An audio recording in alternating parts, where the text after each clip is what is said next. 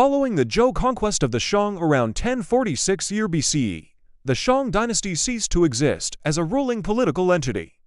The transition from Shang to Zhou represents a significant moment in ancient Chinese history, marking both the end of one dynastic era and the beginning of another. The Zhou established a new political framework that would influence Chinese civilization for centuries, while simultaneously inheriting and adapting many aspects of Shang culture, technology, and governance.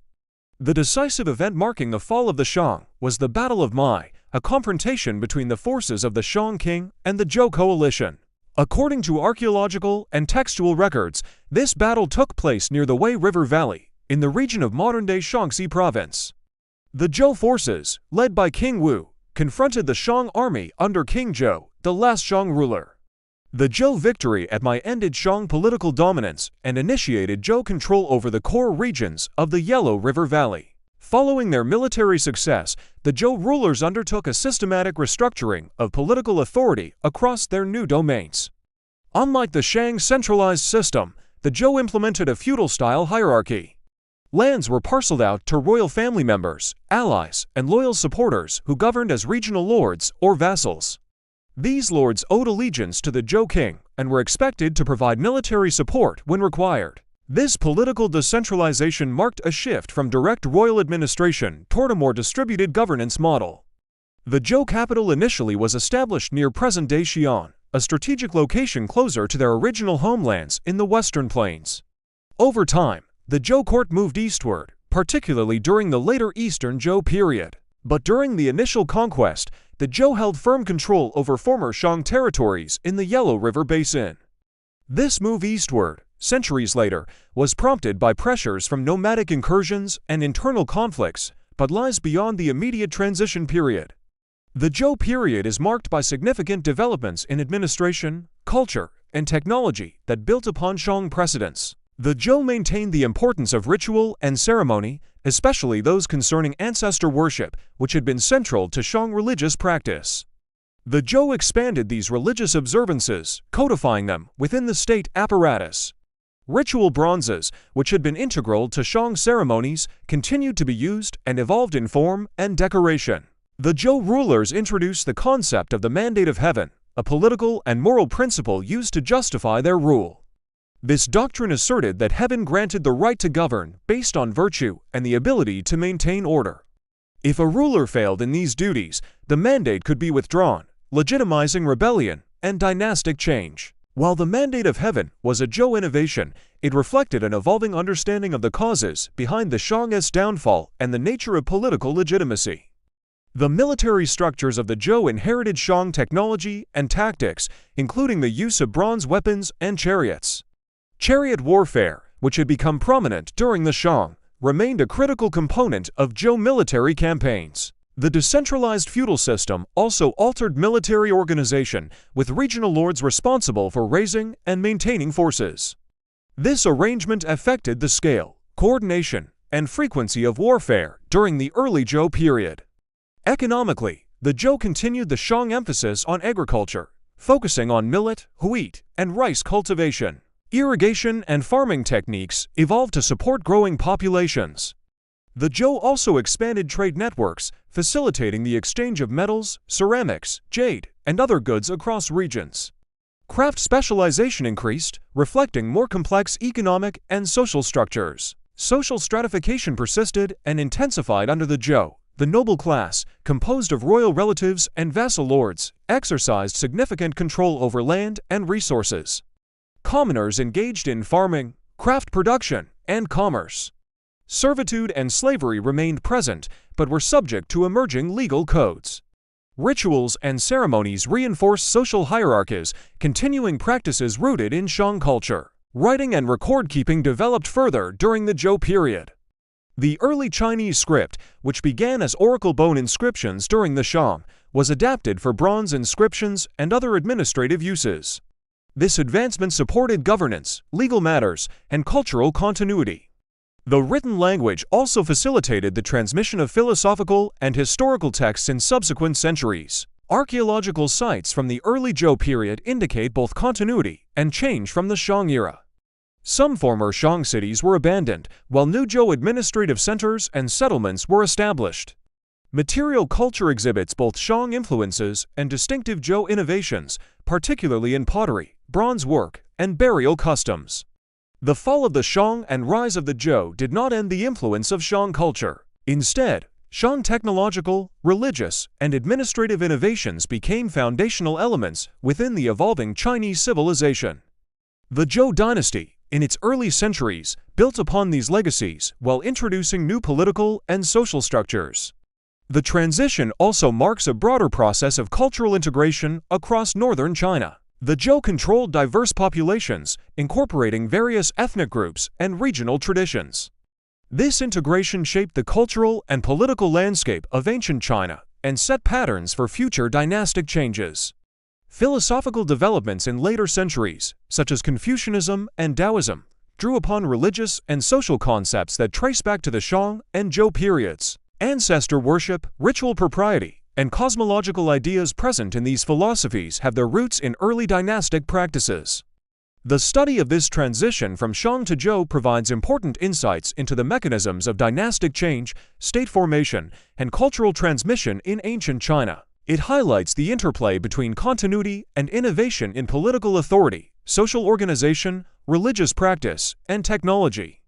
This segment focuses on the final phase of the Shang dynasty, the Zhou conquest, and the initial Zhou period, emphasizing factual accuracy, chronological progression, and neutral narration suitable for educational documentary use. The archaeological record of the Shang dynasty provides critical insights into the political, social, and cultural dynamics of early Chinese civilization. Through excavations conducted primarily at the site of Yin, near modern Anyang in Henan province, scholars have uncovered extensive material evidence that illuminates the daily life, governance, and religious practices of the Shang people. This evidence complements the written records found on oracle bones and bronze inscriptions, allowing a comprehensive reconstruction of the Shang world. The capital city of Yin, which served as the political and ritual center during the late Shang period, was characterized by sophisticated urban planning. Archaeological surveys have revealed the layout of the city, including palatial complexes, residential areas, workshops, and tombs. The city was enclosed by rammed earth walls, indicating concerns for defense and control of access. Within these walls, administrative buildings and ritual spaces underscore the centralized authority exercised by the Shang kings. One of the most significant discoveries at Anyang is the extensive cemetery complex, which contains royal and elite tombs. These burial sites provide a wealth of information about Shang's social stratification, funerary customs, and material culture. The tombs of high-ranking individuals contain elaborate grave goods, including bronze vessels, jade ornaments, weapons, and chariots. Such artifacts reflect the status and wealth of the buried and the importance of ritual in commemorating the dead. Among these tombs, the grave of Queen Fu stands out for its size, contents, and archaeological importance.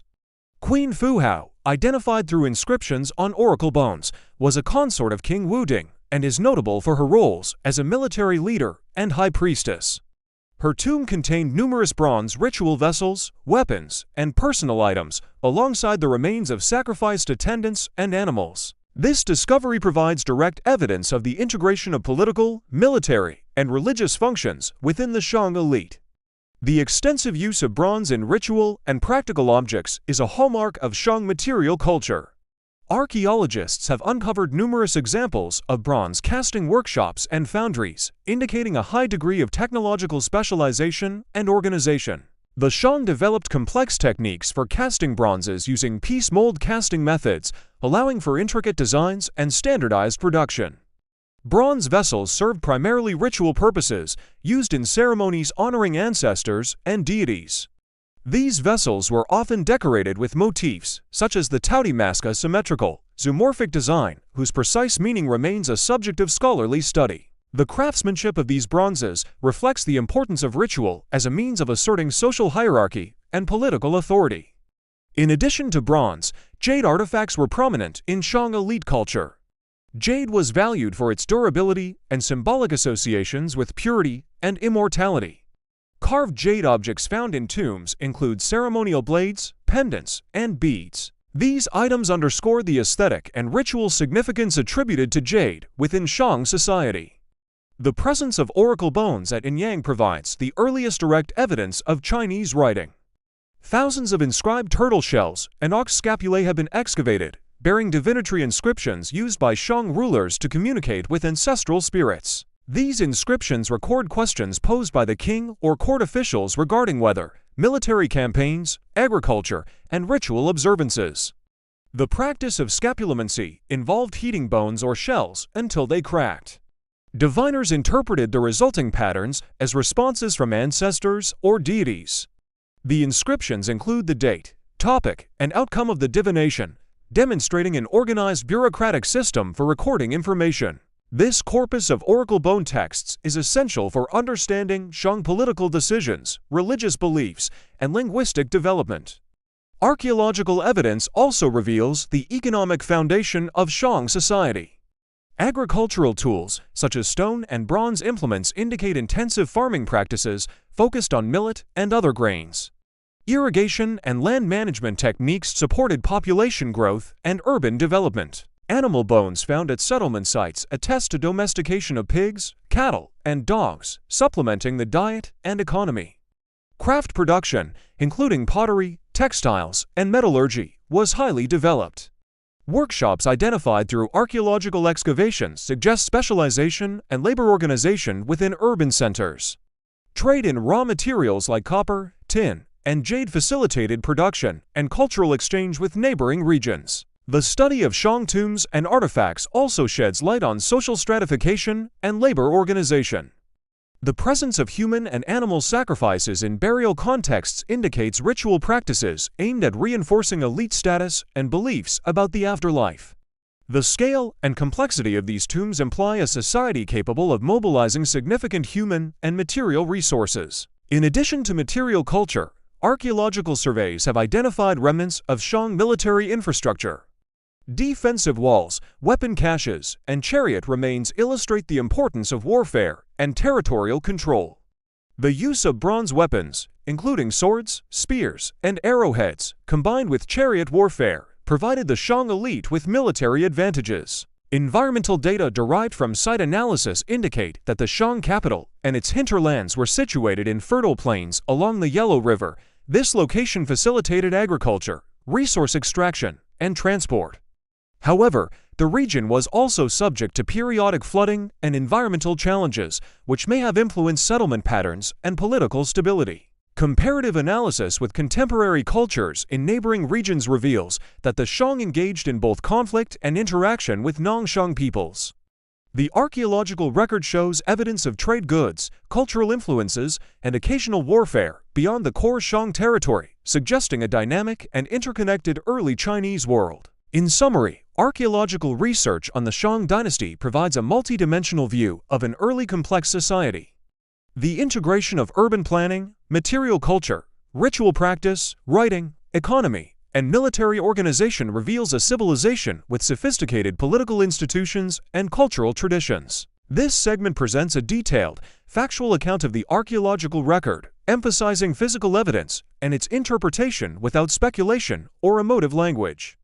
It is structured to support educational and institutional use, maintaining clarity and precision throughout.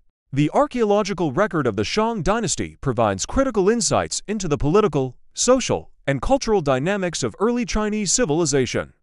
Through excavations conducted primarily at the site of Yin, near modern Anyang in Henan province, scholars have uncovered extensive material evidence that illuminates the daily life, governance, and religious practices of the Shang people. This evidence complements the written records found on oracle bones and bronze inscriptions, allowing a comprehensive reconstruction of the Shang world. The capital city of Yin, which served as the political and ritual center during the late Shang period, was characterized by sophisticated urban planning. Archaeological surveys have revealed the layout of the city, including palatial complexes, residential areas, workshops, and tombs. The city was enclosed by rammed earth walls, indicating concerns for defense and control of access. Within these walls, administrative buildings and ritual spaces underscore the centralized authority exercised by the Shang kings.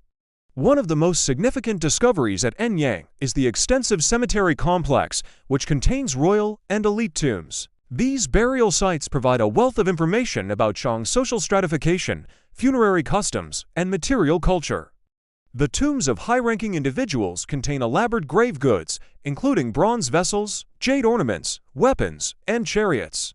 Such artifacts reflect the status and wealth of the buried and the importance of ritual in commemorating the dead. Among these tombs, the grave of Queen Fuhao stands out for its size, contents, and archaeological importance.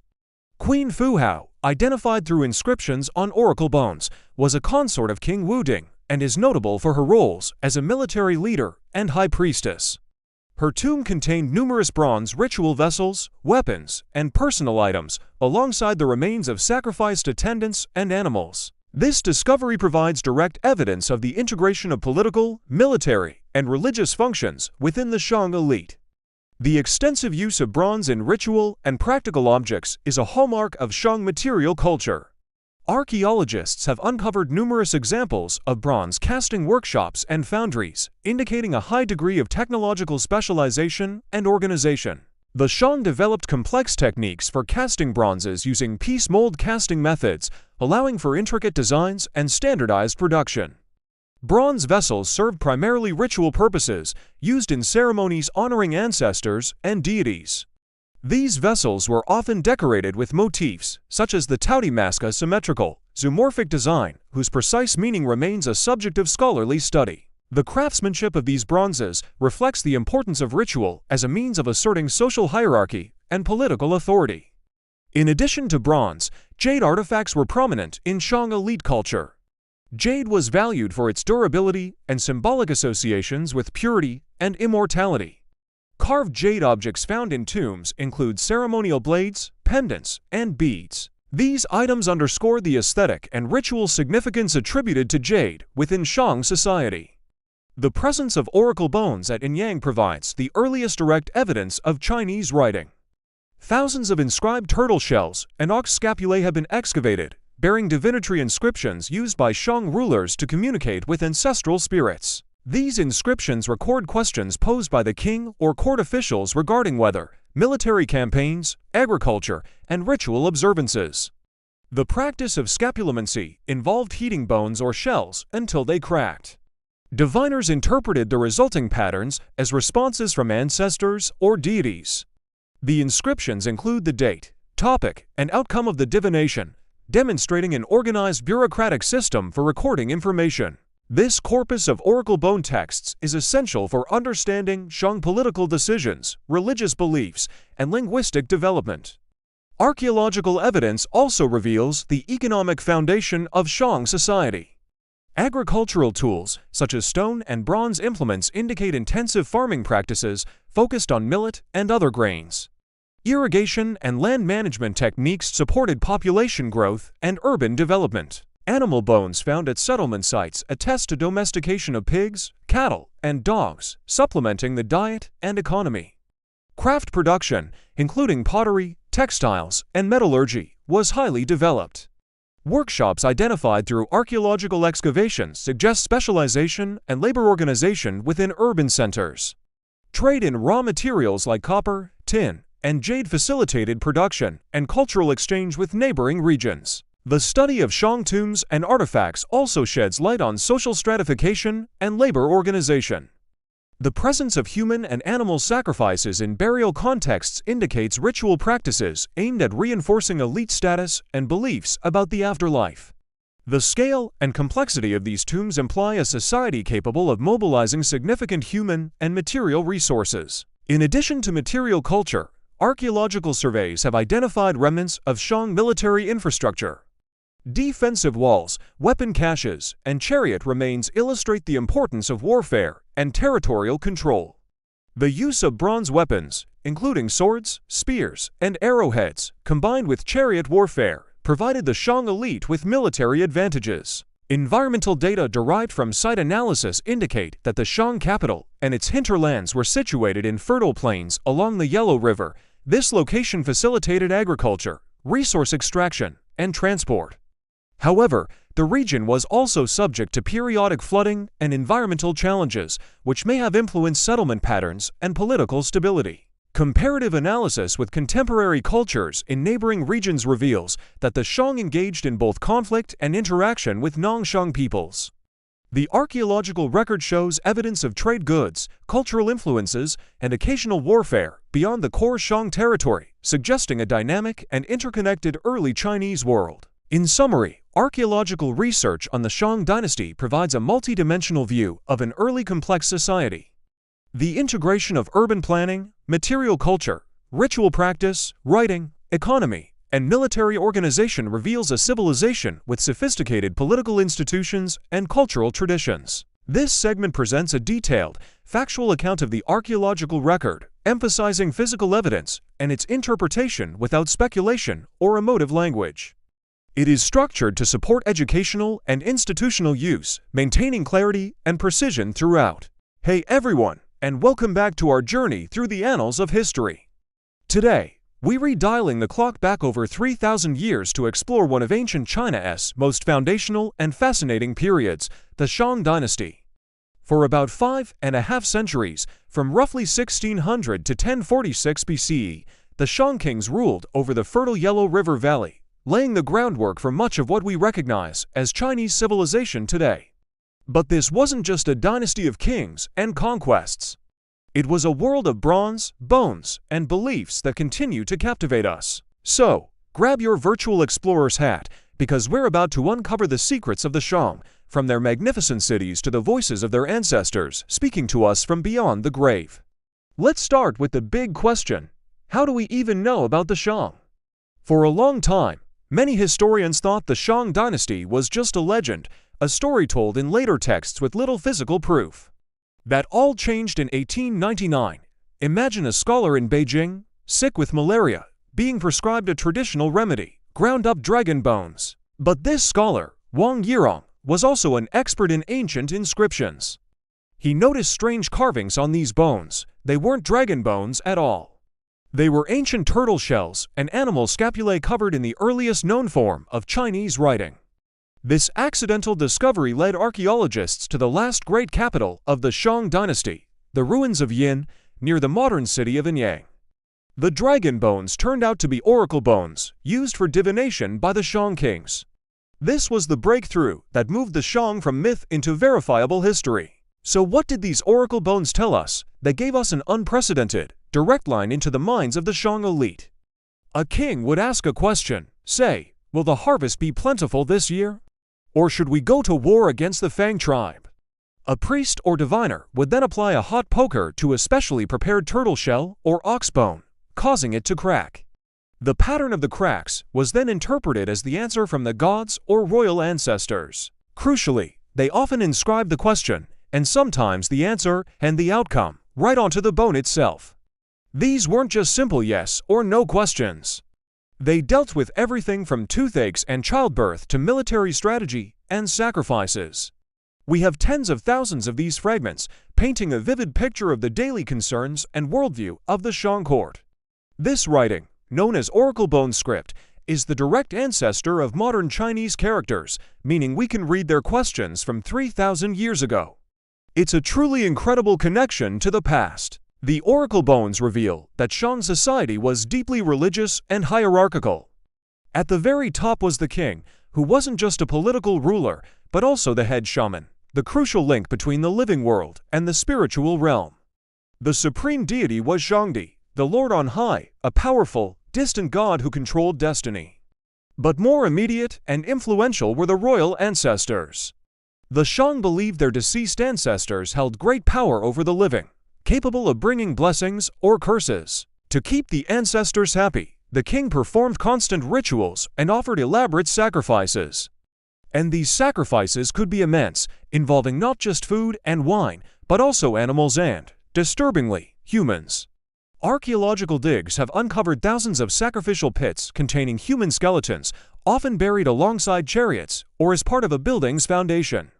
It was a brutal system, but for the Shang, it was the necessary price to maintain cosmic order and secure the dynasty's fortunes. This brings us to the structure of Shang society. It was a rigid pyramid. At the apex, you had the king and the royal family. Below them was a class of nobles and officials who were often relatives of the king. They controlled territories, led armies, and enjoyed the finer things in life. This elite lived within walled cities, like the one at Anyang. Then you had a specialized class of artisans and craftsmen.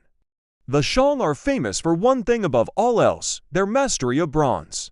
Shang bronze working was arguably the most advanced in the world at the time. They used a complex piece mold casting technique to create incredible ritual vessels, weapons, and chariot fittings. These bronzes weren't just tools.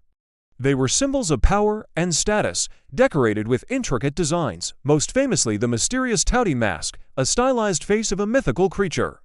The sheer amount of labor and resources required to produce these objects tells us a lot about the king's ability to command his subjects. The vast majority of the population, of course, were farmers. They lived in villages outside the city walls, working the land to produce millet, wheat, and rice. They were the engine that powered the entire Shang state, providing the food surplus that supported the king, the nobles, the armies, and the artisans. Life for them was likely tough, subject to the demands of their lords, the risks of flooding from the Yellow River, and the constant threat of war. Below them were the prisoners of war, who often ended up as laborers or, as we've seen, as victims in sacrificial rituals. It was a highly stratified world where your birth determined almost every aspect of your life. The military might of the Shang was a key reason for their long-lasting dominance. What was their superweapon? The chariot. While not invented by the Shang, they adopted and perfected it for warfare. Pulled by 2 horses, a Shang chariot typically carried 3 men, a driver, an archer, and a warrior armed with a distinctive zhe or dagger axe. Imagine the shock and awe of a fast-moving chariot squadron charging across the plains at infantry armed with simple spears. It would have been devastating. Chariots became the ultimate status symbol for the nobility and were so important that they were buried with their owners for use in the afterlife. The numerous mass graves of horses and charioteers found in royal tombs underscore their immense value.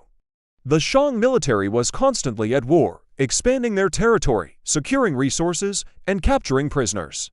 The oracle bones are full of records of these campaigns, giving us names of enemy states and the outcomes of battles. The end of the Shang dynasty came around 1046 BCE, and it's a story worthy of a Hollywood epic. The final Shang king, Di Din, is portrayed in later historical accounts as a corrupt and cruel tyrant. He is said to have indulged in extravagant luxuries, hosted wild orgies at his lake of wine and forest of meat, and invented gruesome tortures for those who displeased him. How much of this is true and how much is propaganda written by the victors is debatable. But it's clear his rule became unstable. A new power was rising to the west, the Zhou tribe. Their leader, King Wu, saw the Shang's corruption as a sign that they had lost the mandate of heaven, the divine right to rule. He organized a coalition of disgruntled states and marched on the Shang capital. The 2 armies met at the decisive Battle of Mai. According to the histories, many of the Shang soldiers, disillusioned with their king, switched sides and joined the Zhou forces. Defeated, King Di Din fled back to his palace, adorned himself in his finest jade, and set the building on fire, dying in the flames. With that, the Shang dynasty was over, but its legacy was just beginning. The succeeding Zhou dynasty inherited and built upon many Shang foundations. The concept of the mandate of heaven, used by the Zhou to justify their conquest, became a cornerstone of Chinese political philosophy for thousands of years. The writing system developed by the Shang evolved, but its core principles remained, creating a thread of cultural continuity unmatched anywhere else in the world. Their reverence for ancestors, their artistic motifs, and their metallurgical skills all deeply influenced future dynasties. Even the idea of a centralized state ruling over the Central Plains was a Shang precedent. They weren't just a Bronze Age kingdom, they were the architects of a civilization. They laid the cultural and political DNA that would shape China for millennia. From the characters I'm using to talk about them, to the deep-seated importance of family and lineage, the echoes of the Shang are still with us. So the next time you see a beautiful piece of Chinese calligraphy or a stunning bronze vessel in a museum, think back to the Shang dynasty. Think of the kings asking the spirits about the future, the artisans casting molten metal into intricate molds, and the scribes carving characters onto bone. They were a people of profound faith, incredible artistry, and sometimes brutal realities, who left an indelible mark on the world. They transformed legend into history and set the stage for one of the world's most enduring civilizations. Thanks so much for joining me on this deep dive into the Shang dynasty. It's a vast topic, and we've only scratched the surface, but I hope it gave you a new appreciation for this pivotal period in ancient history. If you enjoyed this video, please give it a thumbs up, and don't forget to subscribe and hit that notification bell so you won't miss our next historical adventure. Let me know in the comments what you found most interesting about the Shang, or what dynasty you'd like to see us cover next. Thanks for watching, and I'll see you in the next one. The Shang dynasty, spanning from approximately 1600 year BCE to 1046 year BCE, represents the first historically confirmed dynasty of ancient China. It emerged following the period traditionally associated with the semi-legendary Xia dynasty and preceded the Zhou dynasty, which would come to dominate China for several centuries. The Shang dynasty established political, social, and cultural frameworks that formed the foundation for later Chinese civilization. The geographical core of the Shang dynasty lay in the fertile plains of the Yellow River Valley, particularly around the modern Hunan province. This region provided the necessary agricultural resources to support a complex and hierarchical society. The availability of water from the Yellow River and its tributaries enabled intensive cultivation of millet and wheat, which formed staples of the Shang diet. The river system also facilitated transportation and communication within the kingdom, contributing to the consolidation of political power. Archaeological discoveries, especially at the site of Yin near modern Nanyang, have provided extensive material evidence about the Shang. Excavations at Yin revealed a well-organized urban center with palatial structures, temples, workshops, and residential areas. The urban planning included defensive walls and clearly delineated zones for different activities, indicating a sophisticated level of administrative control and social organization. The political system of the Shang dynasty centered around a ruling king, who held both secular and religious authority. The king was considered the intermediary between the human world and the ancestral spirits, responsible for performing rituals to maintain harmony and secure divine favor.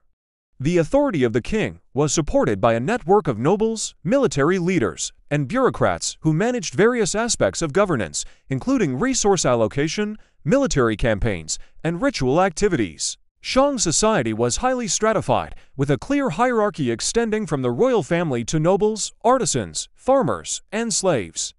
This social organization was reflected in burial practices, where elite tombs contained valuable grave goods, such as bronze vessels, jade ornaments, and weapons, while commoners' burials were simpler. The elaborate tomb of Queen Fu Hao, a military leader and priestess, provides insight into the roles women could occupy within the elite class and the integration of religious and military functions.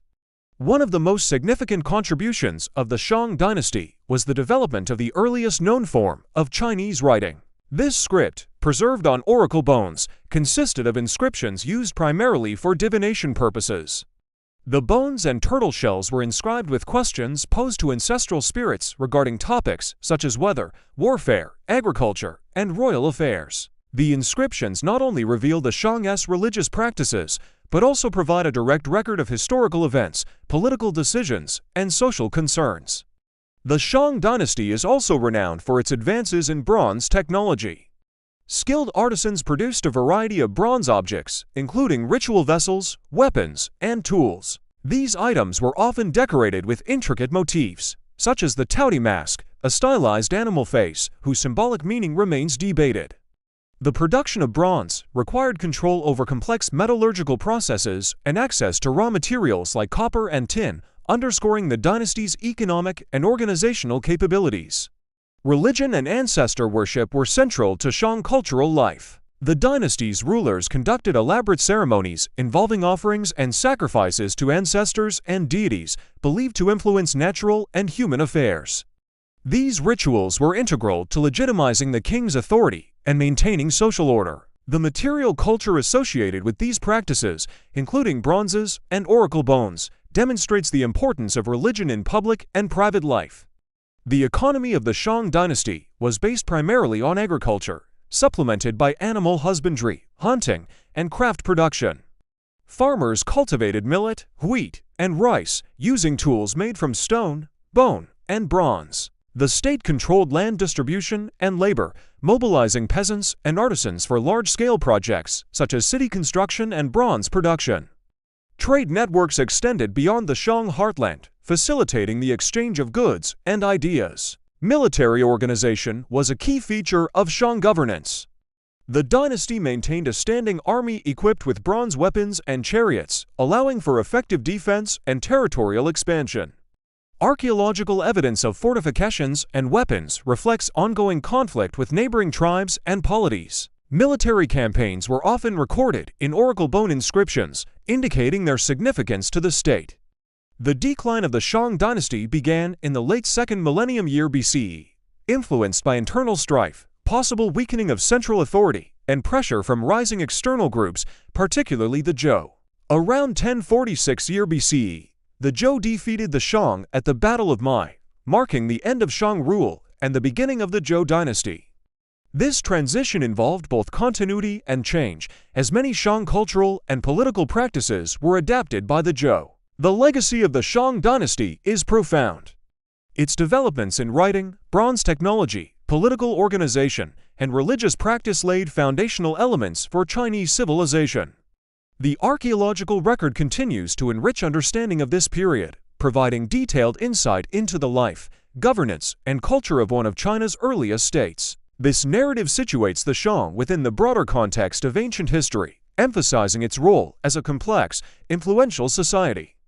The dynasty's historical significance extends beyond its immediate geographic and temporal boundaries, contributing to the long-term cultural and political development of East Asia. By the mid-11th century year BCE, political authority in the Yellow River Valley shifted from the Shang ruling house to the Zhou. The Shang dynasty had governed from successive capitals, including Yin near present-day Anyang in Hunan province. During its final decades, the Zhou state, located to the west in the Wei River Valley, expanded its territorial control and strength in its military capacity. Archaeological evidence indicates that the Zhou region developed organized agricultural production supported by irrigation along the Wei River. Bronze production workshops have been identified at early Zhou sites, demonstrating metallurgical continuity with Shang techniques. Material culture from these areas shows both adoption of Shang ritual forms and local stylistic variation.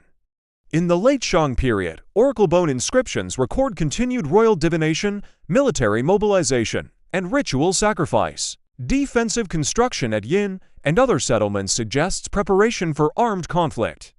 Weapon assemblages from this period include bronze spearheads, dagger axes, arrowheads, and chariot fittings. Zhou leadership consolidated alliances with surrounding polities. Transmitted historical texts describe King Wen of Zhou establishing administrative order in the Wei River region prior to open confrontation with the Shang. After his death, his son King Wu directed military operations eastward. Around 1046 year BCE, Zhou forces advanced toward the Shang capital. The opposing armies met at Mai, traditionally located near modern Xinjiang in Hunan province. Archaeological layers dating to the mid-11th century year BCE in the region indicate settlement disturbance and weapon deposits consistent with armed engagement. Historical records state that the Zhou army confronted Shang forces near the capital. Following the engagement, Shang resistance ended, and Zhou forces entered Yin. The final Shang ruler died during this transition. Shang royal authority ceased. After occupying the capital, Zhou leadership secured control over the former Shang territory. Administrative structures were not dismantled entirely. Local elites were incorporated into the new political order under Zhou oversight. Bronze workshops continued operation, and ritual production persisted. Early Western Zhou governance was organized through territorial grants. Land was allocated to members of the Zhou royal lineage and allied leaders. These regional authorities governed designated areas while acknowledging the central authority of the Zhou king. Bronze inscriptions from early Western Zhou contexts record royal appointments, land grants, and ritual events. These inscriptions appear on vessels used in ceremonial settings. The script shows developmental continuity from late Shang writing forms. The concept later referred to as the Mandate of Heaven appears in transmitted Zhou texts describing the transfer of authority. These texts state that heaven withdrew support from the Shang ruler and granted authority to the Zhou. This formulation became part of Zhou political doctrine. The former Shang capital at Yin remained occupied for a period following the conquest. Archaeological evidence indicates continued activity at the site, including ritual practices. A polity known as Song was established for Shang royal descendants, allowing continuation of ancestral rites under Zhou's supervision. Settlement distribution during the early Western Zhou period expanded westward toward the Wei River Valley. Urban centers developed in proximity to river systems that supported agriculture and transport. Fortified enclosures and palace foundations have been identified at early Zhou capitals near present-day Xi'an. Agricultural production remained centered on millet cultivation in northern regions. Farming tools of stone, bone, and bronze continued in use. Animal husbandry included cattle, sheep, pigs, and horses. Chariot burials from early Zhou sites demonstrate continuity in military transport methods. Oracle bone divination, which had characterized Shang religious practice, declined in frequency after the transition. Bronze inscriptions assumed greater prominence as a durable recording medium for political and ritual events. Material culture from early Western Zhou contexts displays both continuity and modification. Ritual vessel forms resemble late Shang prototypes, but include inscriptional texts detailing grants and ceremonies. Decorative motifs show gradual stylistic variation without abrupt replacement. The territorial extent of Zhou authority exceeded that of the late Shang state. Regional centers were connected through kinship ties and administrative obligations. Communication routes followed river valleys and established pathways linking western and eastern regions. Radiocarbon analysis and stratigraphic studies at multiple sites placed the Shang-Zhou transition within the 11th century year BCE. Artifact typology confirms overlap in material forms during the period of regime change. Military organization under the Zhou incorporated forces from Enfeoffment territories. Bronze weapons and chariot units remained central to battlefield deployment. Excavated weapon deposits correspond to mid-11th century year BCE contexts. Following consolidation of authority, Zhou governance operated from western capitals while maintaining oversight over eastern territories. Ritual ceremonies reinforced royal authority within the newly established order. The political transfer from Shang to Zhou occurred through armed confrontation, followed by administrative reorganization. Shang dynastic rule ended, Western Zhou rule began. Hey everyone, and welcome back to our channel. Today, we're journeying back in time to ancient China to explore one of its most formative dynasties, the Western Zhou. Last time, we talked about how King Wu of Zhou overthrew the Shang dynasty at the epic Battle of Mai, but overthrowing a dynasty is one thing. Building a new one that lasts is a whole different ball game. So, how did the Zhou, a relatively small state from the Wei River Valley, manage to control a vast and diverse territory for nearly 3 centuries? Let's dive into the brilliant strategies they used to consolidate their power. After King Wu's victory, the challenges were immense. The former Shang lands were huge, filled with different peoples, and many were not exactly thrilled about their new rulers. The Zhou kings couldn't be everywhere at once. So, their first brilliant move was a system we now call Fengjian, which is often translated as feudalism, but it's a bit more complex than its European counterpart. Think of it like this: the Zhou king was the ultimate landlord, the son of heaven. He took the vast lands under his control and parceled them out. Who did he give them to? His family, of course. Brothers, uncles, cousins, and loyal generals were granted large fiefs or territories to govern. These relatives became regional lords, known as Zhuhu. In return for the land, they pledged their loyalty, military support, and regular tributes to the king. This system, right off the bat, placed trusted family members in strategic locations across the kingdom, acting as the king's eyes and ears and, more importantly, his first line of defense. This wasn't just about giving away land, it was a clever way to extend Zhou influence and culture. Each lord would establish a new administrative center in their fief, essentially creating mini Zhou courts far from the capital. They brought with them Zhou rituals, writing systems, and social structures. This gradually assimilated the local populations, many of whom were remnants of the Shang or other cultural groups, into the broader Zhou cultural sphere. It was a slow but effective process of cultural colonization, driven by a network of family ties. But what gave the Zhou kings the right to rule in the first place? This is where their most powerful idea comes in, the mandate of heaven, or Tianning. This was a political and religious doctrine that was pure genius. The Zhou claimed that heaven, the supreme deity, granted a just ruler the right to rule China. This right, the mandate, wasn't permanent. If a ruler became corrupt, incompetent, or cruel, heaven would show its displeasure through natural disasters like floods, famines, or earthquakes. These were signs that the ruler had lost the mandate. When that happened, heaven would choose a new, more virtuous leader to take over. And who was that new, virtuous leader? You guessed it, the Zhou. They argued that the last Shang king, King Zhou, had become a terrible tyrant, and so heaven had withdrawn its mandate from the Shang and given it to the virtuous King Wen and his son, King Wu of Zhou. This concept was revolutionary. It not only justified their overthrow of the Shang, but also placed a moral responsibility on the Zhou kings themselves. They had to rule justly and care for their people, or they too could lose the mandate. It was a powerful tool for legitimacy, binding the ruler and the ruled in a cosmic, moral contract. So, we have the Fengjian system putting family in charge across the land, and the mandate of heaven giving them the moral right to be there. But what held it all together on a day-to-day basis? The answer is ritual and kinship. The Zhou developed an incredibly elaborate system of rites and ceremonies, known as Li. These rituals govern everything from major court ceremonies and ancestral worship to everyday etiquette, like how you should greet someone of a different social rank. This system of Li reinforced a strict social hierarchy.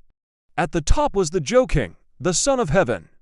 Below him were the regional lords, then the high officials, the lower-ranking gentlemen or shai, and at the bottom, the commoners. Everyone knew their place. This wasn't just about social control.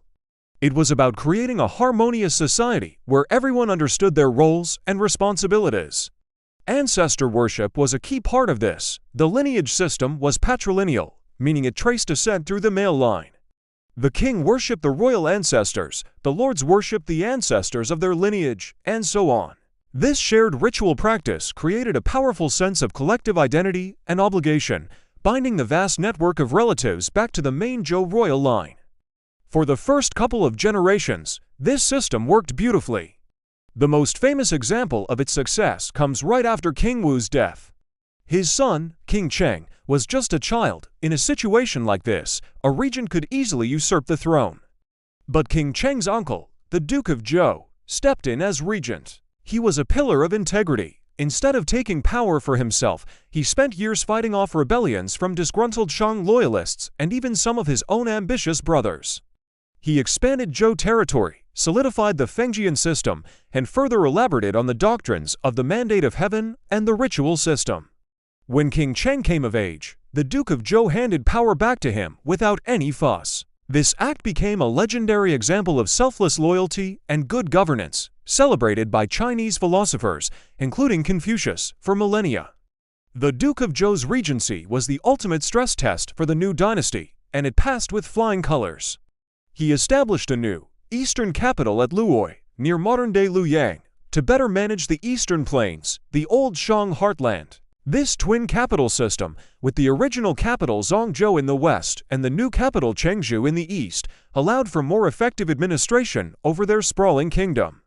So, to recap the master plan, first, the Fengjian system placed loyal family members in charge of key territories. Second, the mandate of heaven provided the ultimate moral and divine justification for their rule. And third, a detailed system of rituals and kinship ties created a stable social order and a shared cultural identity that bound the elite together.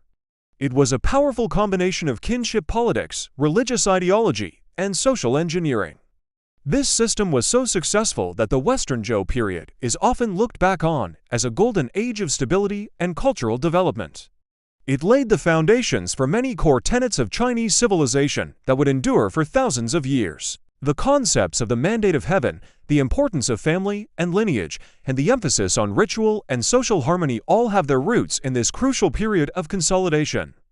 Of course, no system is perfect. Over time, the family ties between the king and the regional lords grew more distant. The lords became more powerful and independent, and the king's authority slowly began to wane, eventually leading to the decline of the Western Zhou and the rise of the turbulent spring and autumn period. But that's a story for another day. The Western Zhou's achievement was in taking the raw power won on the battlefield and transforming it into a lasting, legitimate, and culturally unified political system. Their methods of consolidation were a masterclass in ancient state building, creating a dynasty that would shape the destiny of China for centuries to come. Thanks so much for watching. What do you think was the most brilliant part of the Zhou strategy? Let me know in the comments below.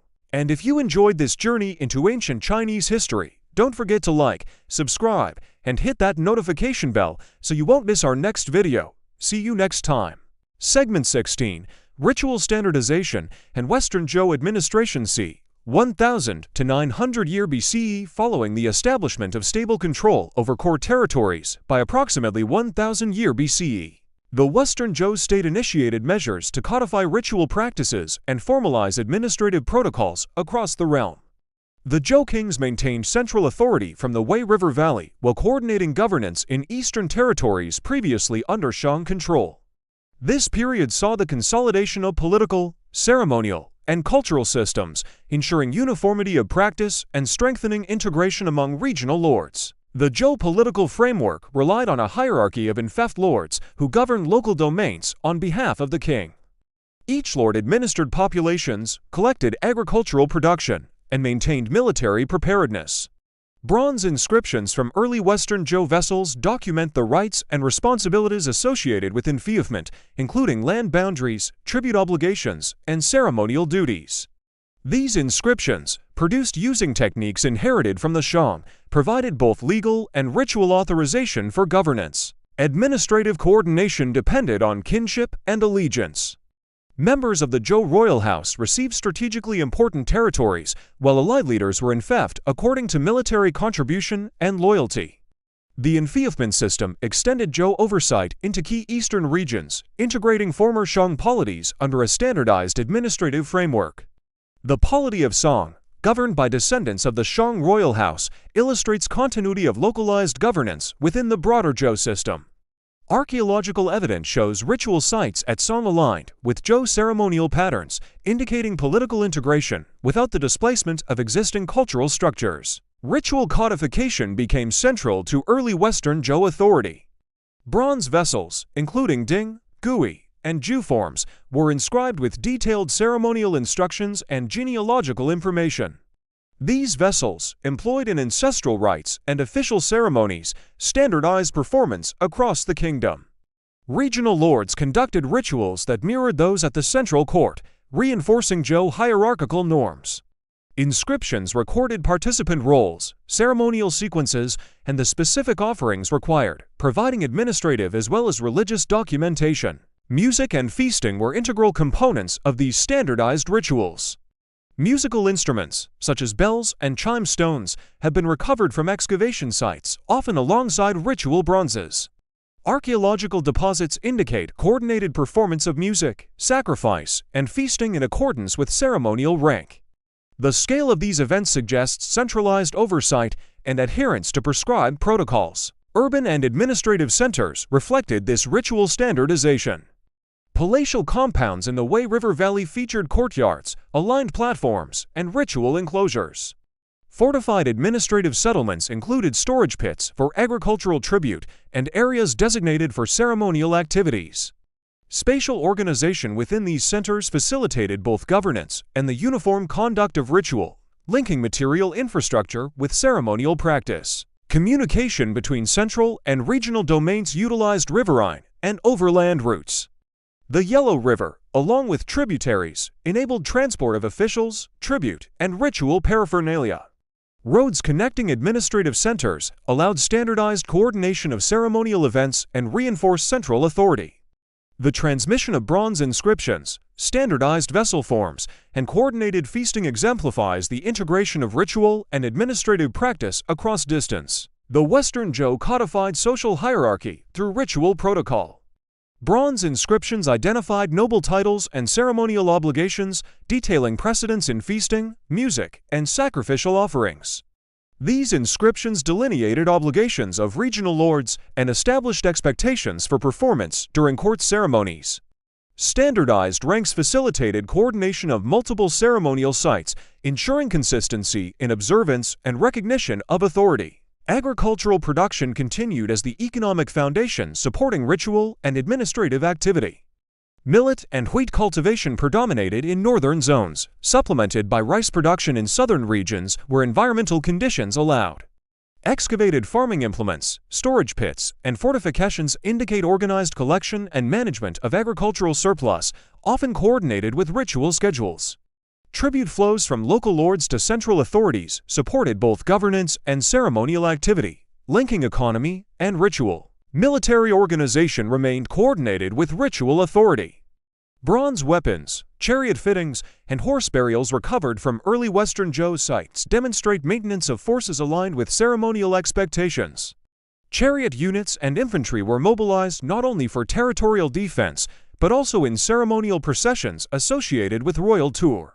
The king's movements through regional domains often involved military accompaniment, reflecting an integrated structure of authority combining ritual, administration, and defense. Standardization extended to legal and administrative procedures. Bronze inscriptions recorded judgments, land grants, and administrative decisions, functioning as formal documentation of authority. Regional lords enforced customary law consistent with royal directives.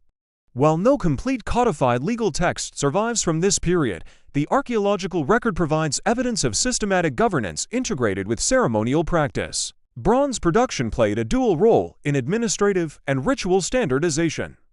Workshop sites in Shaanxi and Hunan produced vessels, weapons, and tools following standardized forms. Piece mold casting techniques enabled uniformity in vessel shape, decoration, and inscription content. Distribution of bronzes across multiple regions indicates centralized oversight of production, allocation, and ceremonial use. Standardization ensured both consistency in ritual observance and uniformity in material culture, reflecting Zhou political authority. Settlement patterns illustrate integration of ritual, administration, and daily life. Fortified centers supported regional lords, while surrounding agricultural communities provided labor and tribute. The spatial arrangement of palaces, ritual enclosures, storage facilities, and workshops demonstrates coordinated planning, reflecting the intersection of administrative and ceremonial priorities. Radiocarbon dating confirms chronological continuity between late Shang sites and early Western Zhou centers, indicating gradual adaptation of existing settlements to standardized Zhou structures. Religious practice under Western Zhou rule emphasized ancestral veneration, codified by ritual prescriptions. Deposits of animal remains, bronze vessels, and pottery from early Western Zhou sites correspond with formalized sacrificial sequences. These rituals reinforced hierarchy among nobles and validated royal authority. Regional lords participated in ceremonies modeled on central court practices, ensuring replication of standardized ritual across diverse territories. Ritual calendars guided both agricultural and administrative activities. Bronze inscriptions document timing of seasonal ceremonies, linking production cycles, tribute delivery, and ceremonial events. The coordination of ritual and economic activity ensured consistency across regions and reinforced centralized oversight. This linkage of ritual observance with administrative function represents a defining feature of early Western Zhou governance. The Western Zhou king maintained a court structure aligned with ritual standardization. Officials responsible for ceremonial management, record-keeping, and military oversight operated within a defined hierarchy. Inscriptions identify titles and duties, ensuring clarity of function. Coordination of court officials with regional lords enabled execution of ritual and administrative duties uniformly across the kingdom. Boundary management supported ritual and administrative consistency. Bronze inscriptions record land demarcations, river courses, and field allocations associated with Enfeoffment territories.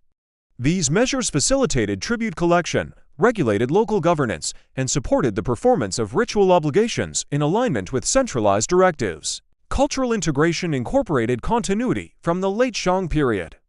Former Shang elites participated in ritual observances under Zhou's supervision.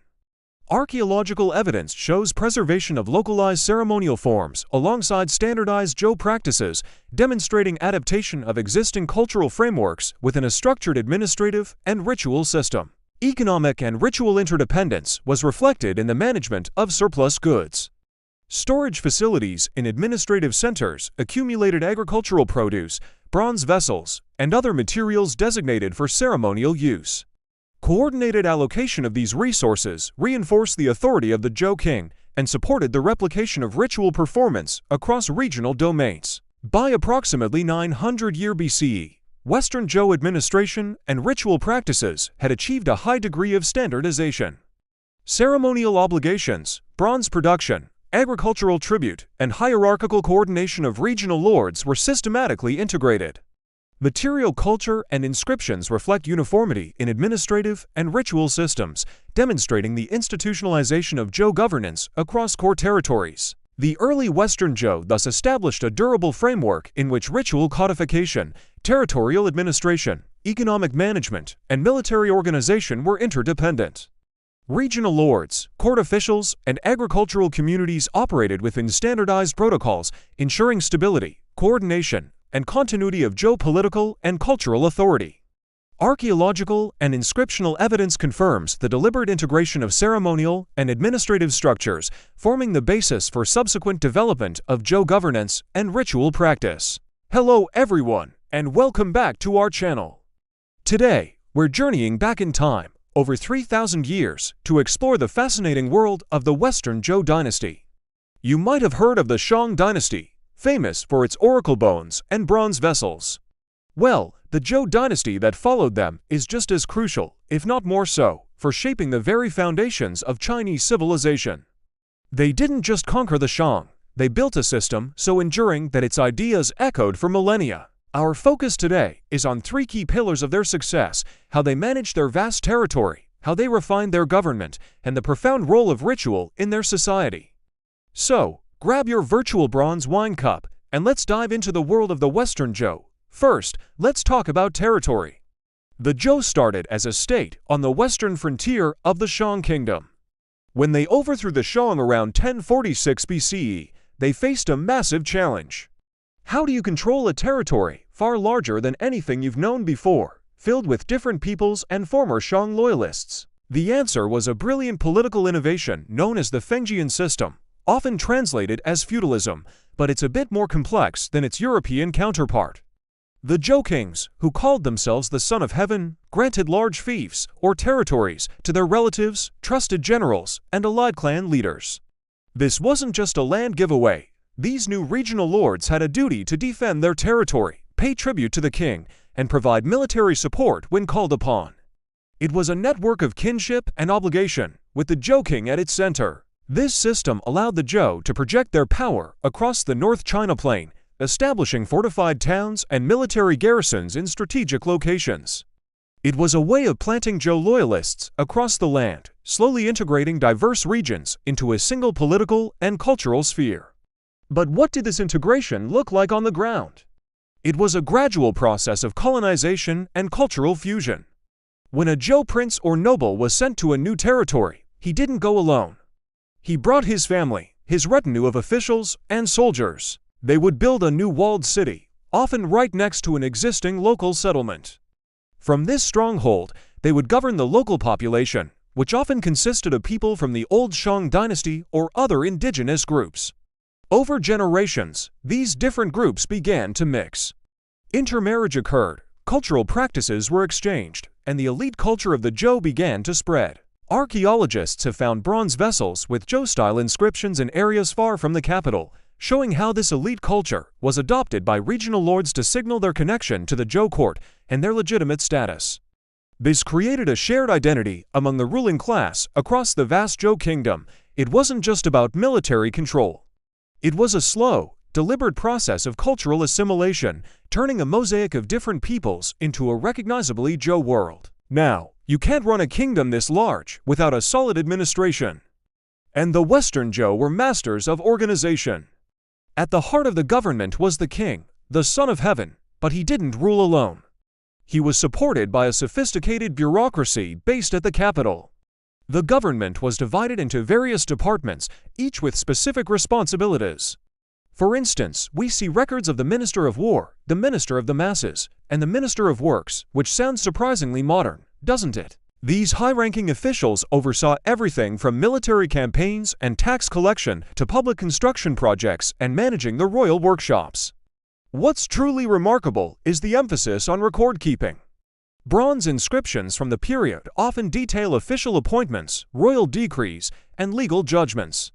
This tells us that the Zhou had a highly literate class of scribes and officials who were essential for the day-to-day functioning of the state. This bureaucratic structure wasn't just in the capital. The regional lords replicated it on a smaller scale in their own fiefs. This created a consistent system of governance across the kingdom, ensuring that the king's authority, at least in theory, reached the farthest corners of his realm. Let's dig a little deeper into this administrative refinement. One of the key concepts was the mandate of heaven. This was the ultimate source of the king's legitimacy. The Zhou claimed that heaven had withdrawn its mandate from the corrupt Shang rulers and given it to the virtuous Zhou, but this mandate wasn't a blank check. The king had to rule justly and maintain harmony between heaven, earth, and humanity. If he failed, heaven could withdraw the mandate and bestow it upon a new dynasty. This political religious doctrine had a profound impact on governance. It meant the king and his officials were held to a moral standard. The ideal ruler was one who was diligent, cared for his people, and performed the proper rituals. This ideology was constantly reinforced in official documents and ceremonies. It also created a system of accountability. Officials were appointed based on a mix of birthright and merit, and their performance was, in principle, judged against these moral and administrative standards. While aristocratic privilege was still paramount, the idea that governance required competence and moral virtue was a powerful and lasting legacy of the Zhou. Finally, we come to what might be the most important aspect of Western Zhou life: ritual, or li. When we think of ritual, we might imagine dry, stuffy ceremonies. But for the Zhou, ritual was the very fabric of society. It was the operating system that regulated everything from grand state ceremonies to everyday interactions. Ritual dictated how one should behave towards their parents, their rulers, and their ancestors. It prescribed the proper way to conduct sacrifices, weddings, funerals, and even archery contests. These weren't just arbitrary rules, they were designed to create social harmony and reinforce the political hierarchy. For example, the number of bronze vessels or the number of dancers a noble was allowed to use in a ceremony was strictly determined by their rank. Using more than your rank allowed was a serious transgression, a challenge to the established order. Ritual was politics, morality, and social etiquette all rolled into one. It was how you showed respect, demonstrated your status, and understood your place in the cosmos. The most important rituals were those involving ancestor worship. The Zhou believed that the spirits of their ancestors had the power to influence the world of the living, bringing either blessings or misfortune. The king, as the head of the lineage, was responsible for making regular sacrifices to the royal ancestors. These ceremonies, often involving elaborate feasts with food and wine offered in magnificent bronze vessels, were political events. They reaffirmed the king's connection to his powerful ancestors and, by extension, his right to rule. By participating, the regional lords acknowledged the king as their lineage head and sovereign. These rituals, recorded in painstaking detail on bronze inscriptions, were not just religious acts. They were constitutional moments that continuously reenacted and solidified the political structure of the Zhou state. The shared practice of these rituals across the different fiefdoms was a powerful unifying force, creating a common cultural and religious framework for the entire Zhou elite. Ritual was the invisible thread that held the kingdom together. So, what have we learned? The Western Zhou Dynasty, through its clever Fengjian system of territorial control, its sophisticated and morally grounded administration, and its all-encompassing system of ritual practice, created a remarkably stable and influential state that lasted for nearly 3 centuries. They transformed a collection of conquered lands into a cohesive political and cultural entity. While the Western Zhou Dynasty itself would eventually crumble, its ideas, the mandate of heaven, the importance of a moral bureaucracy, and the social function of ritual would be picked up, reinterpreted, and developed by later philosophers like Confucius. They became the bedrock of Chinese political thought and social ethics for the next 1,000 years. The next time you hear about concepts like social harmony, filial piety, or the importance of proper conduct in East Asian culture, you can trace their deep roots all the way back to the world of the Western Zhou. Thank you so much for joining me on this journey back in time. I hope you found the world of the Western Zhou as fascinating as I do. If you enjoyed this video, Please give it a thumbs up and don't forget to subscribe to our channel for more deep dives into history. Let us know in the comments what other historical topics you'd like to see us cover. Until next time, stay curious. Segment 18, Western Zhou Economy, Trade Networks, and Interregional Exchange c. 800 to 750 year BCE by approximately 800 year BCE. The Western Zhou state had extended territorial governance across the Central Plains and the Wei River Valley. Economic systems under Zhou authority were closely linked to agricultural production, craft specialization, and exchange networks that connected disparate regions. These interconnected mechanisms supported both administrative consolidation and ritual obligations across the realm. The foundational element of the Western Zhou economy remained agricultural production. Millet and wheat were the dominant crops in the northern plains and Wei River Valley. Excavated farming tools from settlement sites of this period include stone sickles, bronze blades, and composite agricultural implements. These tools show continuity with earlier Zhou farming technology and indicate organized cultivation practices adapted to local environmental conditions. Irrigation systems continued to play a role in stabilizing agricultural output. Channels and small canals directed water from river tributaries to fields, assisting crop growth during drier seasons. Archaeological evidence of field boundaries and irrigation layouts demonstrates coordinated management of arable land within administrative districts. Storage pits located in fortified administrative centers reveal systematic collection and preservation of grain, indicating a central role for surplus management within regional economies. Animal husbandry supplemented agricultural production. Excavated animal bones from settlement contexts include remains of cattle, sheep, pigs, and horses.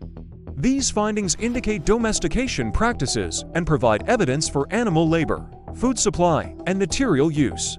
Cattle and horses were integral to transportation and chariot units, while sheep and pigs contributed to dietary and material needs. The Zhou economy included specialized craft production beyond agriculture. Craft production sites have been identified through archaeological excavation, revealing workshops dedicated to bronze casting, pottery, bone carving, and textile manufacture. Bronze casting workshops yielded mold fragments, crucibles, and slag deposits. These materials indicate controlled production processes and specialized labor organization. Consistency in vessel forms and casting techniques across multiple sites suggests standardization of technical knowledge. Bronze casting continued to function as both an economic and ceremonial activity. Ritual vessels, weapons, tools, and fittings were produced across multiple regions. Standardized forms for ding, gui, ju, and other vessel types appear in contexts associated with regional lords, administrative centers, and ritual spaces. Bronze inscriptions included on these artifacts often record dates, ceremonial use, and administrative information, linking material production with state functions. Trade and exchange networks facilitated the movement of raw materials, manufactured goods, and tribute items. Local trade connected settlements within administrative districts. Long-distance exchange routes connected the Western Zhou core with surrounding regions, enabling access to resources such as tin, copper, jade, and shell inlay materials not always available within the immediate heartland. These routes often followed river corridors and overland tracks linking major centers. The Yellow River and tributaries provided natural transport pathways for trade. Riverine movement supported the relocation of heavy goods, such as bronze vessels and agricultural produce. Excavated where types from Western Zhou contexts include materials that indicate exchange beyond immediate administrative regions, demonstrating integration into broader networks of exchange. Urban and administrative centers functioned as nodes in the economic network. These centers gathered surplus agricultural output, managed craft production, and directed tribute flows toward central or regional repositories. Storage facilities discovered at these sites contained grain, tools, and ritual paraphernalia. The organized placement of storage pits near administrative buildings indicates that surplus goods were systematically collected and reallocated according to administrative and ceremonial needs. Tribute obligations remained a key mechanism linking regional economies to central authority. Regional lords delivered agricultural produce, livestock, bronze items, and labor service to the Zhou king or designated repositories. Tribute deliveries followed established seasonal cycles aligned with agricultural rhythms. Archaeological evidence of concentrated storage deposits and transportation routes highlights systematic coordination. Textile production constituted another sector within the Western Zhou economy. Loom weights, spindle whorls, and textile fragments recovered from settlement sites indicate weaving and cloth production. These materials, integrated with agricultural and craft production, contributed to local economic activity. Textile goods may have been exchanged locally or directed to tribute channels. The distribution of standardized pottery and bronze forms across regions indicates coordinated production and exchange. Ceramic types found in Eastern and Western zones show similarities in manufacturing techniques, vessel shape, and functional use. This material uniformity reflects the integration of local economies into larger administrative and ceremonial frameworks. Population distribution expanded during this period. Settlement surveys reveal clusters of smaller agricultural villages supporting larger administrative and ceremonial centers. These patterns show concentrations of households organized around agricultural production and integrated into tribute and administrative networks. Settlement density increased in zones proximal to fortified centers, indicating a relationship between administrative oversight and population distribution. Market exchange likely occurred within and between settlements. Although no formal market structures have been archaeologically identified for this period, artifact distributions demonstrate interaction between communities through shared material forms and exchanged goods. Items, such as pottery fragments, bronze tools, and jade pieces found outside major centers suggest local systems of exchange. Resource procurement networks supported specialized industries. Mining sites for copper and tin, essential for bronze production, have been identified at distances beyond the Zhou heartland. Material analysis confirms the movement of these metals along exchange routes into workshop centers. Jade and other ornamental materials sourced from distant regions entered craft production circuits, demonstrating integrated resource flows. Administrative oversight included the standardization of weights and measures associated with agricultural and craft production. Although no complete set of standardized weights from this period survives, inscriptional evidence points to coordinated measurement practices tied to tribute assessment and distribution. Uniformity in vessel capacities and metal compositions reflect administrative attention to production standards. The military's logistical needs intersected with the economy.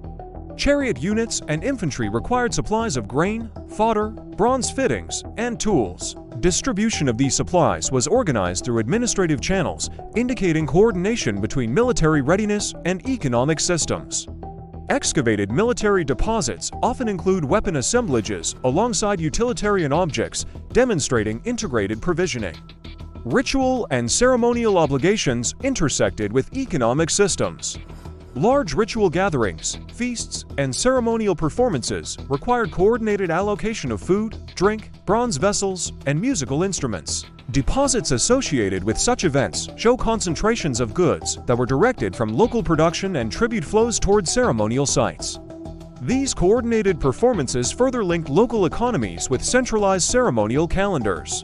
Communication between administrative centers and the central court utilized established transport routes.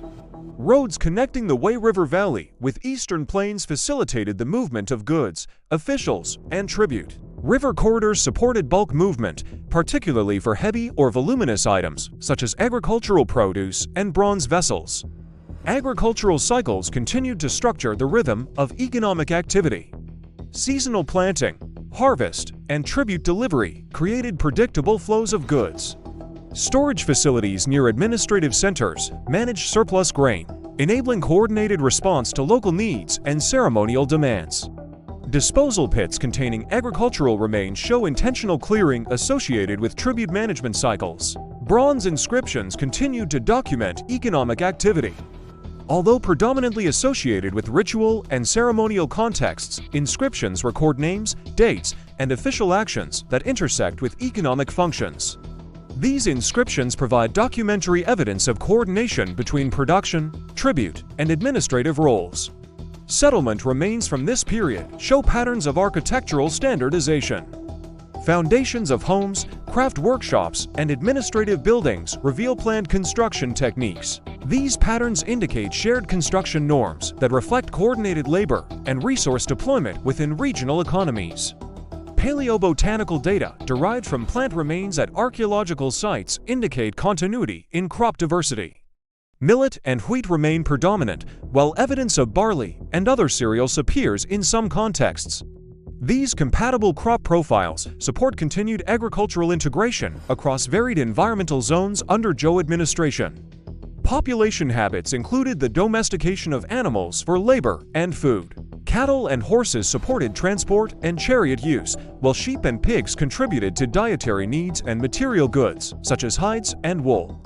Archaeozoological evidence from settlement and burial contexts demonstrates these patterns. Economic integration extended to burial practices. Chariot burials and grave offerings show inclusion of specific goods, such as bronze weapons and tools, reflecting both economic status and material continuity. Burial assemblages provide material evidence of resource allocation within social hierarchies.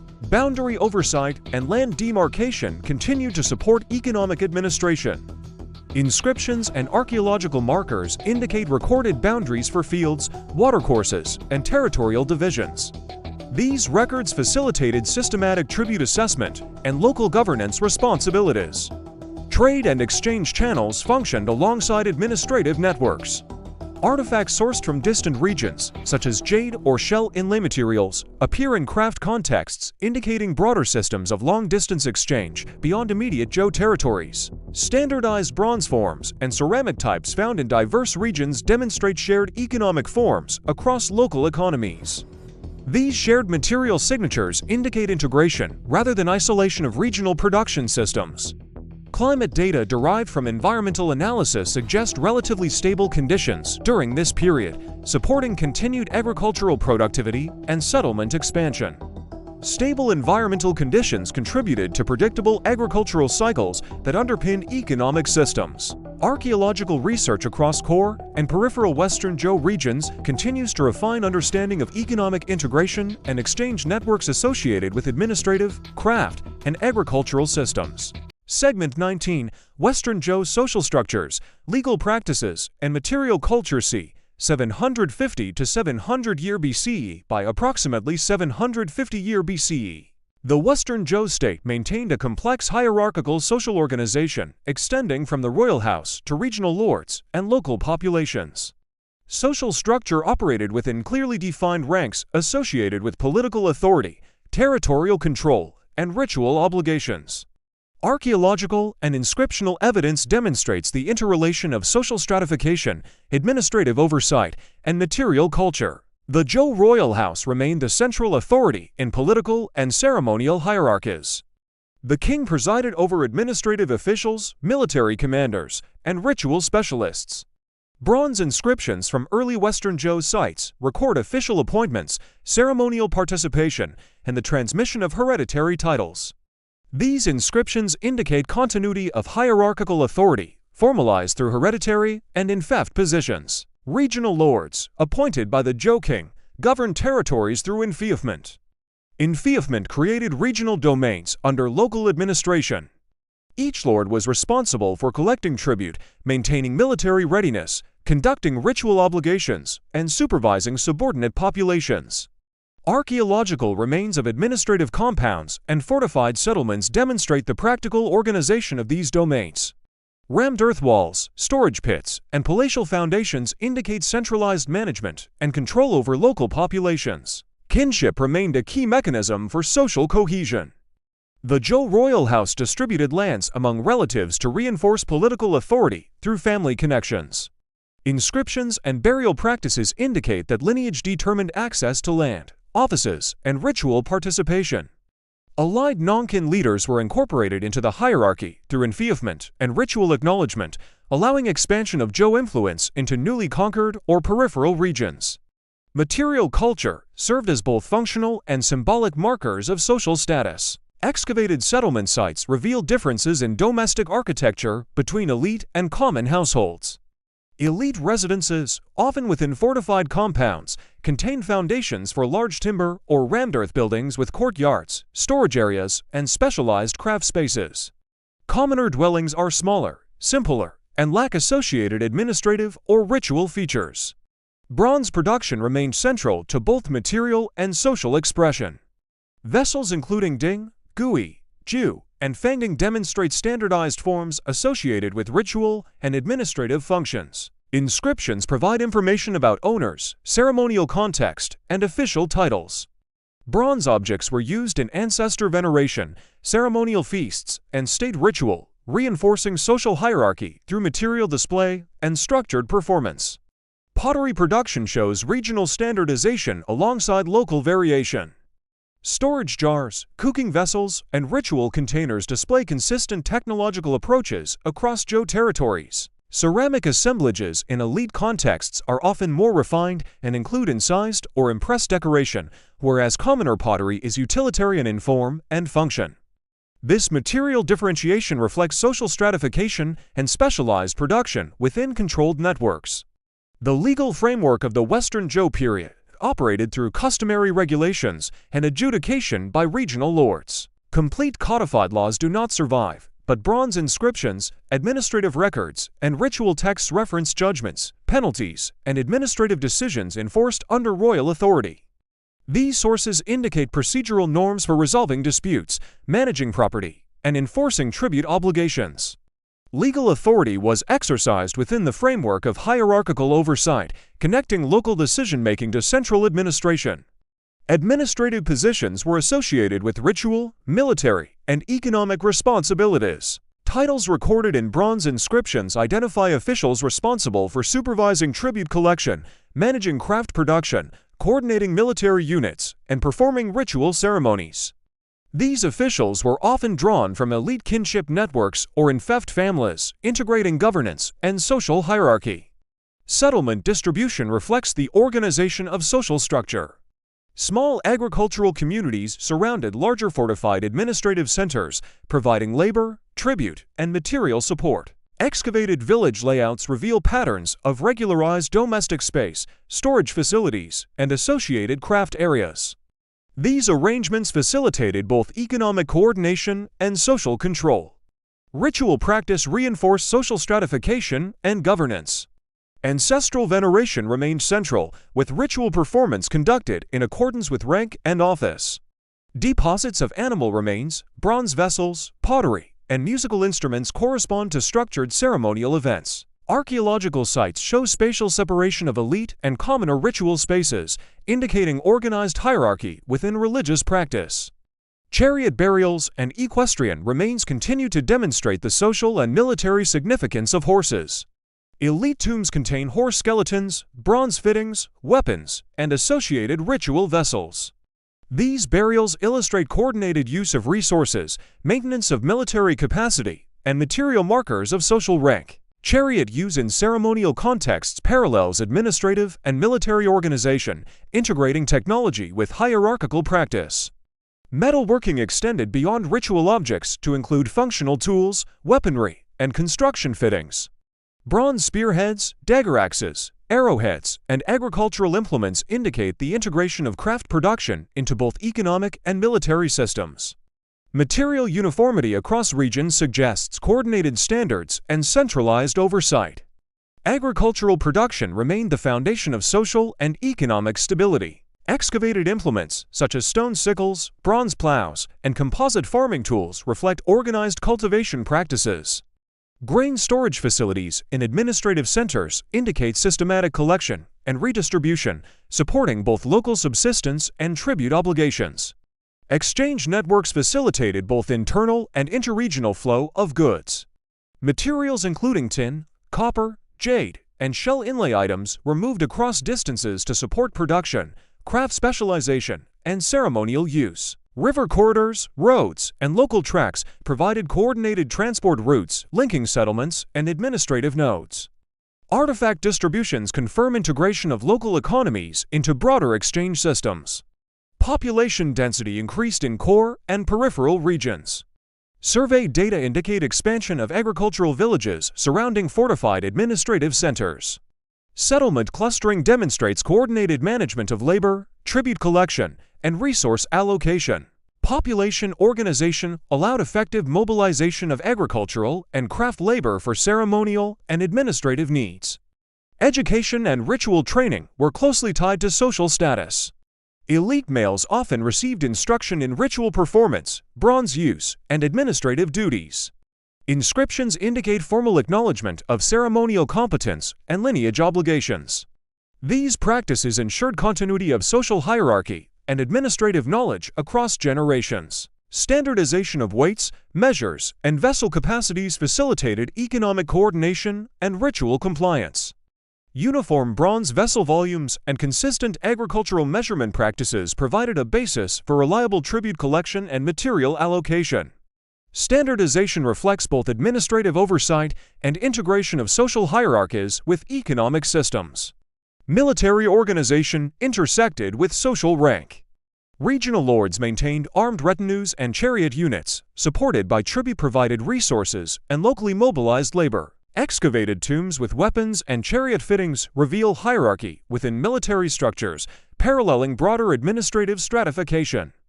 Artisan production was coordinated through local workshops under elite oversight.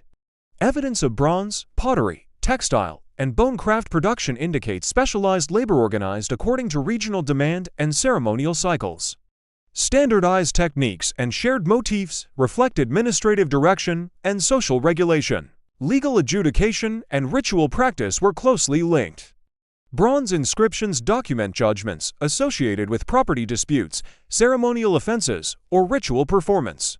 Local lords exercised authority within prescribed boundaries, ensuring alignment with royal directives. This integration maintained social cohesion and reinforced hierarchical governance. Architectural remains in major centers show deliberate urban planning. Foundations of administrative buildings, palatial structures, and ritual spaces indicate spatial organization aligned with social hierarchy. Courtyard arrangements, aligned platforms, and designated craft areas support interpretation of structured occupation and administrative functionality. Dietary practices intersected with social stratification. Excavated faunal remains indicate differential access to meat and domesticated animal products between elite and commoner contexts. Horse, cattle, and sheep remains are more prevalent in elite sites, whereas pig and smaller livestock are common across broader populations. Archaeological and inscriptional evidence demonstrates continuity of Zhou lineage-based authority in governance, ritual, and material culture. Hereditary appointments, bronze inscriptions, and settlement hierarchies reflect a complex and integrated social system extending from the king to regional and local populations. Environmental data from paleobotanical studies indicate stable agricultural conditions during this period. This environmental stability supported settlement expansion, surplus production, and reliable tribute flows, ensuring continuity of social and administrative organization. Material culture, settlement patterns, administrative networks, and ritual practice together illustrate a fully integrated social system during the Western Zhou. Coordination of production, tribute, and ceremonial obligations reinforced hierarchical authority and connected local populations with central governance. By approximately 700 year BCE, the Western Zhou social structure had matured into a stable hierarchical system. Regional lords, local populations, and the royal house operated within clearly defined roles. Administrative oversight, ritual codification, and material standardization created a coordinated network linking governance, economic activity, military organization, and ceremonial practice. Archaeological investigations across Shaanxi, Henan, and peripheral provinces continue to clarify the interplay of social hierarchy, legal authority, and material culture, demonstrating the integration of regional administration, ritual, and economic production within the Western Zhou polity. Segment 20. Western Zhou Administrative Consolidation and Ritual Uniformity c. 1000 to 900 BCE. By approximately 1000 year BCE, the Western Zhou had completed the initial consolidation of authority over the former Shang territories. The Zhou political structure relied on the coordination of administrative centers, ritual standardization, military oversight, and systematic economic management. This period represents the continued development of centralized governance mechanisms while allowing regional lords autonomy under royal supervision. The central court of the Zhou king was located in the Wei River Valley, near present-day Xi'an. From this seat, the king issued territorial grants to members of the royal lineage and allied nobles. These enfeoffments established a hierarchical territorial system in which local administration was delegated to regional lords. Each lord maintained responsibility for agricultural production, tribute collection, and enforcement of customary law while recognizing Zhou royal authority. Land grants were formalized through bronze inscriptions. The inscriptions recorded the date, recipient, land boundaries, and the ritual procedures associated with the grant. The writing maintained structural continuity with late Shang script, but expanded in scope, providing more detailed accounts of obligations, genealogical information, and ceremonial duties. The inscriptions demonstrate the integration of political, legal, and ritual authority in written form. Regional administration operated through a combination of kinship networks and enfeoffed allies. Close relatives of the king received strategically important territories to ensure political cohesion, while allied leaders were assigned control over regions critical for defense and resource management. Archaeological surveys indicate the establishment of fortified settlements with rammed earth walls in both western and eastern zones, enclosing administrative buildings, storage facilities, and residential compounds. Agricultural production remained the backbone of the Western Zhou economy. Millet cultivation dominated the northern plains, supplemented by wheat in areas where environmental conditions allowed. Southern territories under Zhou influence saw the introduction of rice cultivation. Excavated farming implements, including stone sickles, bone hoes, and bronze tools, demonstrate both continuity from the Shang period and refinement in tool design. Storage pits within administrative compounds indicate centralized collection and distribution of grain surpluses, suggesting early forms of state-managed redistribution.